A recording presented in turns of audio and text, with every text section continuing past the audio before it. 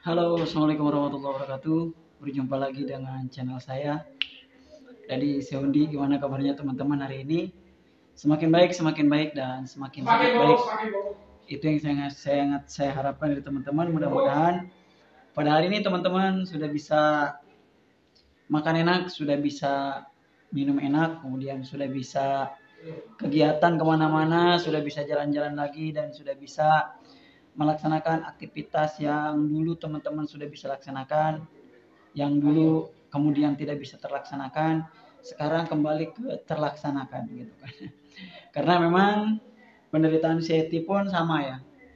Kayak saya dulu ngalamin kayak teman-teman nggak bisa aktivitas di rumah, diem di rumah, ngerasain sensasi, nggak kemana-mana, takut jalan-jalan, takut kemana-mana.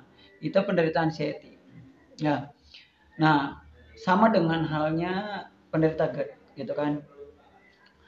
Ya saya juga dulu gitu ngalamin ya kayak teman-teman lah kayak gini, kemudian nyeri belikat, nyeri jantung berdebar-debar, kemudian mengganjal di tenggorokan, keringat dingin, kemudian ya, kaki sakit, gigi keropos. Nah itu kan yang dulu saya rasakan ya ketika saya mengalami anxiety dan GERD gitu kan dibarengi, jadi dua itu satu paket ya, antara GERD dan anxiety itu satu paket bersatu yang menyebabkan kita pikirannya kacau balau gitu kan, kemudian tubuh juga, fisik juga habis gitu kan, sama GERD dan anxiety tersebut.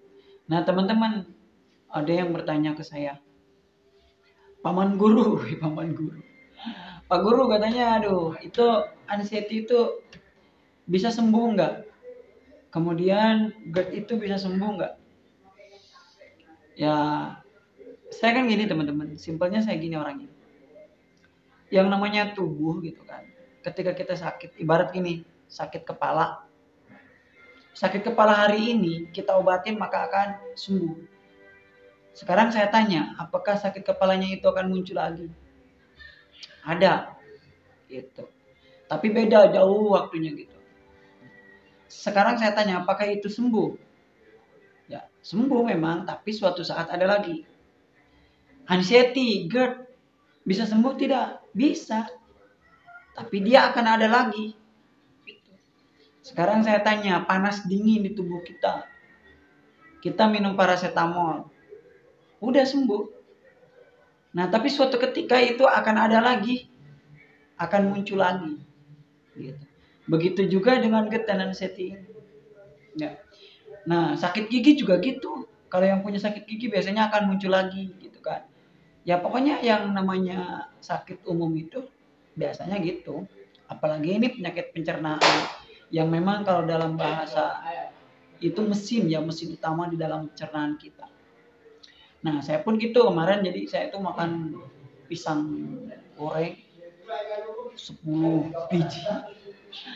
Jadi saya perut saya sakit banget, tapi saya nggak pikirin gitu, karena memang dulu pun kalau kita makan jengkol, makan pedes banget gitu kan, biasanya perut kita juga sakit kan gitu. Nah, jadi kalau misalkan dikatakan bisa sembuh, saya jawab ya bisa sembuh gitu, karena beberapa contoh juga udah sembuh. Nah, adapun kumat lagi berarti belum sembuh total, bukan begitu pengertiannya. Nah, orang cemas, masa sih orang tidak cemas? Cuma bedanya mereka tidak tiap hari.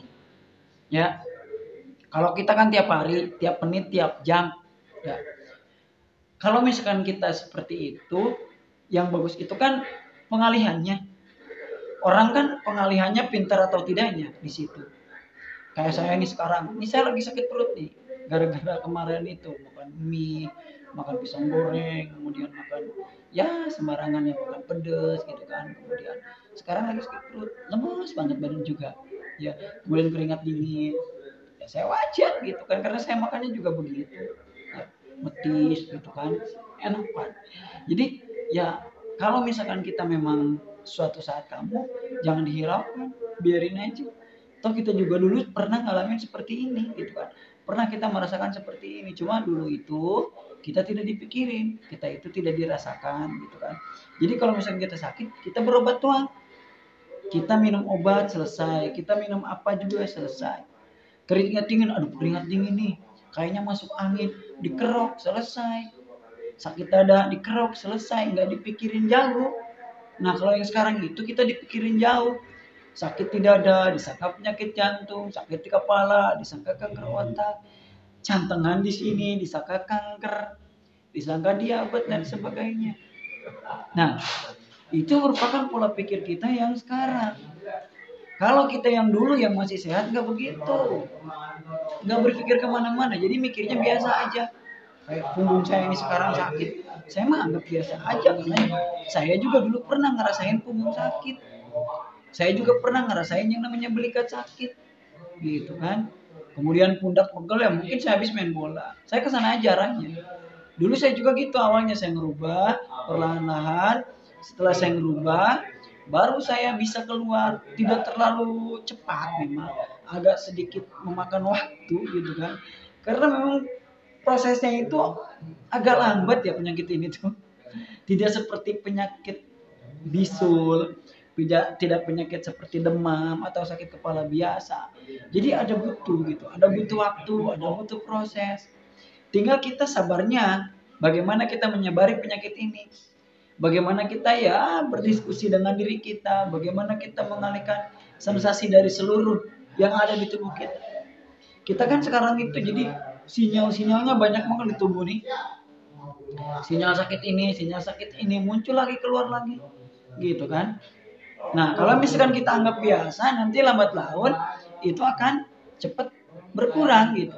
Tapi kalau misalkan kita masih sekarang nih, contoh saya nih sakit perut banget gitu kan, tadi pagi sampai bola saya. Kalau saya mikirnya macam-macam, aduh ini kenapa lagi sakit saya perut, langsung dicemasin, oh udah ngaco lagi entahnya. Makanya saya pikir simpel, minum obat nih beres, diapet kayak apa atau saya makannya kemarin salah, gitu kan keringat dingin ya wajar gitu kan. Seperti itu. Karena memang kalau begitu, ya nanti deh saya liatin video. Nantilah kalau misalnya ada kesempatan, saya punya temen, dia itu pedagang nasi. Ya, dia itu TIS, wah sampai dia 15 hari sakitnya di rumah sakit terawat, tapi tetap dia makan lagi, sembarangan lagi. Karena memang nggak punya kecemasannya itu. Gitu. Nggak punya apa ya?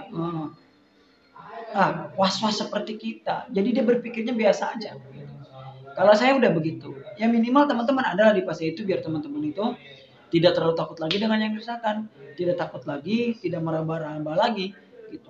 Jadi ketika kita sakit itu anggap biasa aja, wajar aja, gitu kan. Kemudian lesu ya wajar, mungkin teman-teman lagi capek, nih saya lemes banget nih hari ini, jangan dipikir kemana-mana ya, mungkin lagi capek aja, mungkin lagi imun tubuhnya lagi lemah aja, apalagi yang capek keras, yang kerja keras, kemudian yang sering begadang, wajar lah capek kayak gitu. Orang normal pun kalau begadang badannya menggibrik gitu ya. Makanya sekarang ya jangan dinodai pikiran teman-teman itu oleh sesuatu hal yang membuat teman-teman anxiety-nya muncul lagi. Gitu. Jadi anggap biasa aja. Bisa juga nih mau potong rambut, udah tebal, udah panjang. Ya. Biasanya saya nggak sampai segini. Ya, nanti lah dipotong biar lebih fresh. Kalau sekarang ya saya habis olahraga main bola gitu kan, main volley juga hari ini ya, lemas juga, tapi dengan keadaan sakit saya tetap main bola, tetap main volley karena saya nggak berpikir jauh-jauh. Ini memang kemarin tuh karena memang saya begadang, kemudian saya juga makannya ya makan pisang goreng itu, kayaknya itu pisang nangka deh ya, soalnya sakit banget ke perut, mulut ya, tapi udah biasa aja gitu kan, nggak usah dipikirin lagi, cukup diobatin udah selesai. Oke, itu saja. Pokoknya teman-teman sehat selalu di rumah. Saya yakin teman-teman bisa bangkit, bisa mengurangi kecemasannya. Salam sembuh dari saya, dari Semundi. Wabillahi taufiq wal hidayah. Wassalamualaikum warahmatullahi wabarakatuh.